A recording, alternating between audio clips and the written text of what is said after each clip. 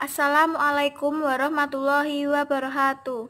Saya Anggun Ika Rahayu, NIM 222 akan menjelaskan materi dari mata kuliah Pendidikan Inklusi yang dibagi menjadi 4 materi. Yang pertama yang akan saya jelaskan ialah materi pendidikan inklusif.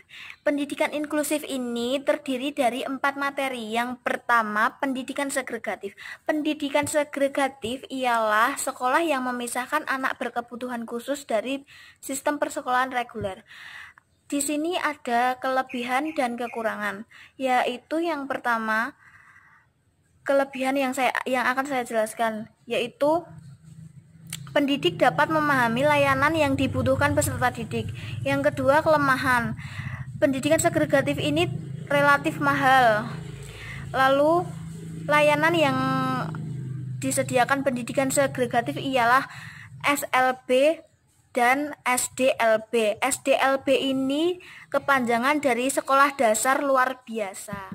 Yang kedua ialah pendidikan integratif.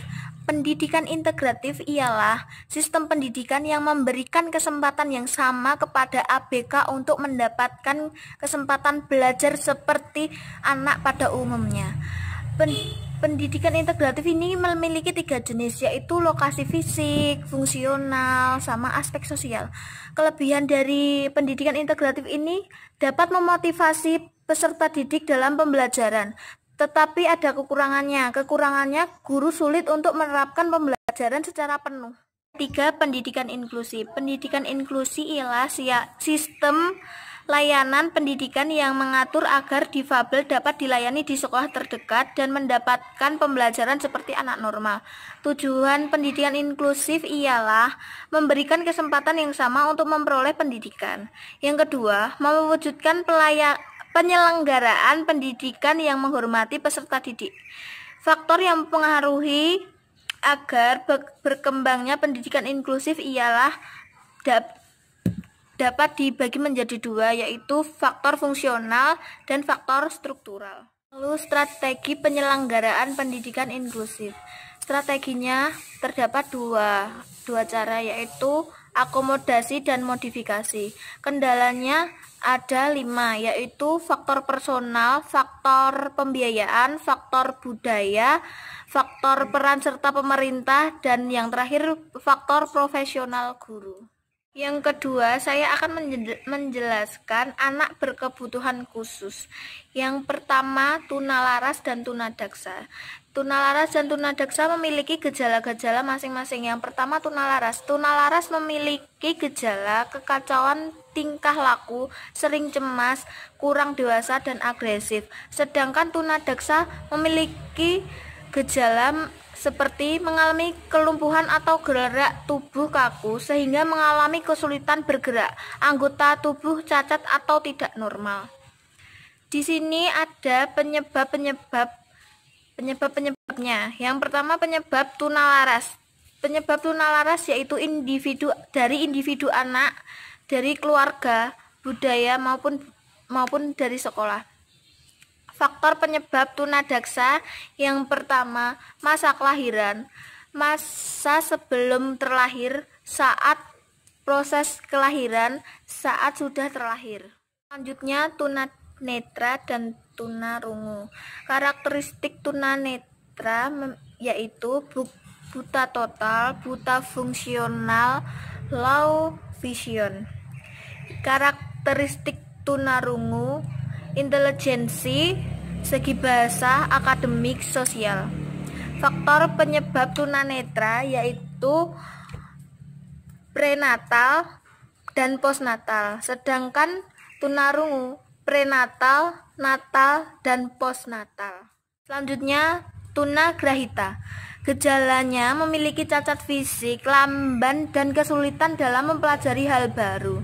Kemampuan bicara sangat kurang, intelektual di bawah rata-rata. Yang faktor penyebabnya yaitu faktor keturunan, gangguan metabolisme, infeksi, trauma, masalah kelahiran, dan faktor lingkungan. Kesulitan belajar.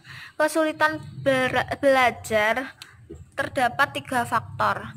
Yang pertama, faktor biologis, faktor genetik, faktor lingkungan.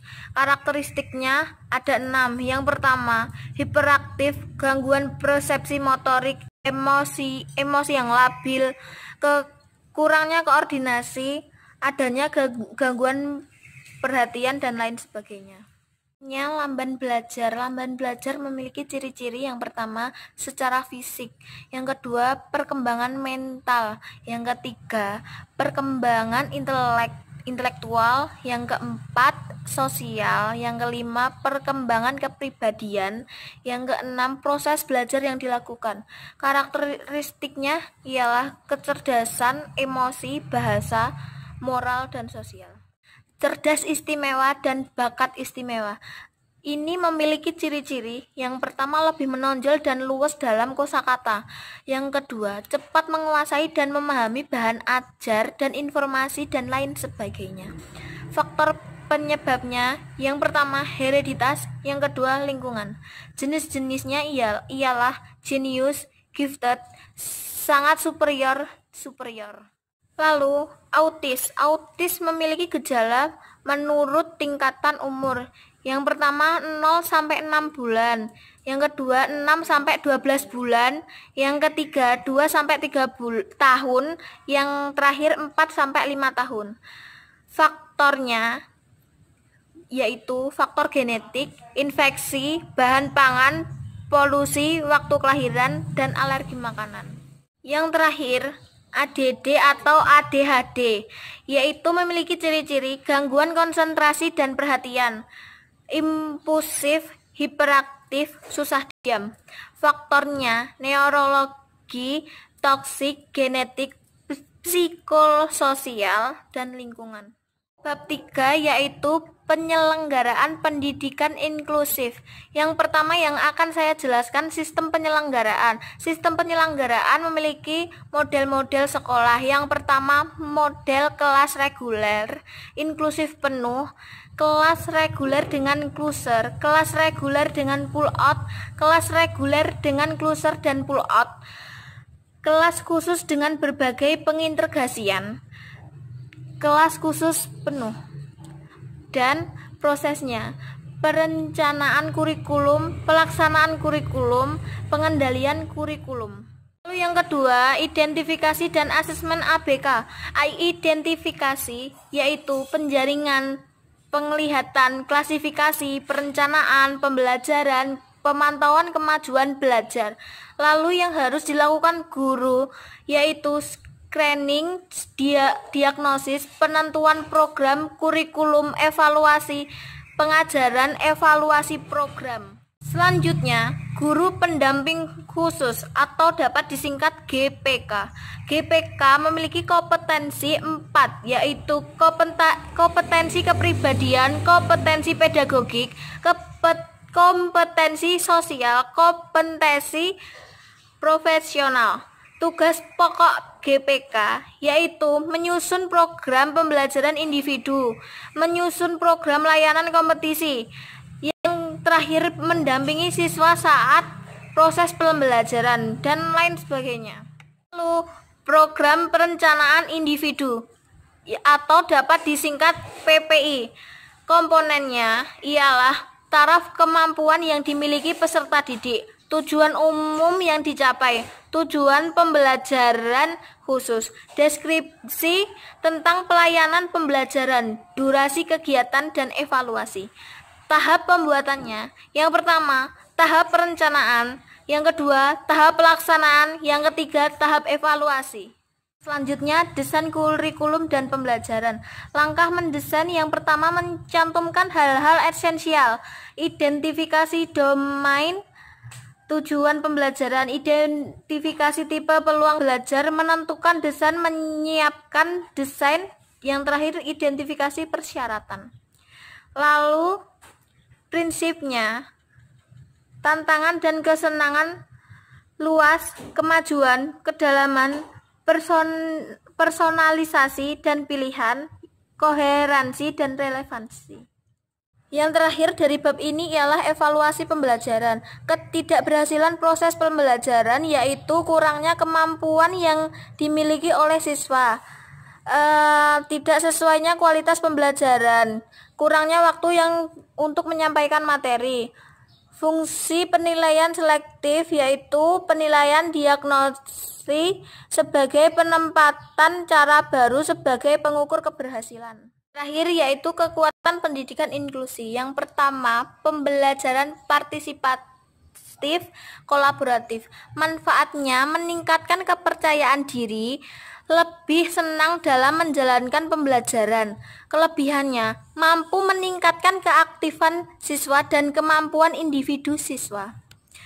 Lalu kekurangannya, ketika seorang guru tak mampu melaksanakan dengan maksimal justru menyebabkan kegaduhan dalam kelas. Selanjutnya, pusat layanan klinis. Jenisnya ada dua. Yang pertama, pelayanan kesehatan individu. Yang kedua, pelayanan kesehatan publik.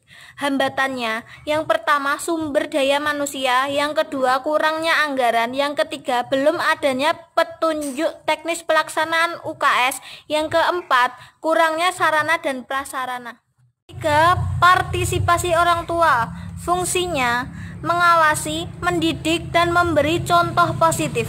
Yang kendalanya kekurangan ketersediaan anggaran, sarana dan prasarana kurang mendukung, tenaga pendidik bukan yang ahli pada bidangnya.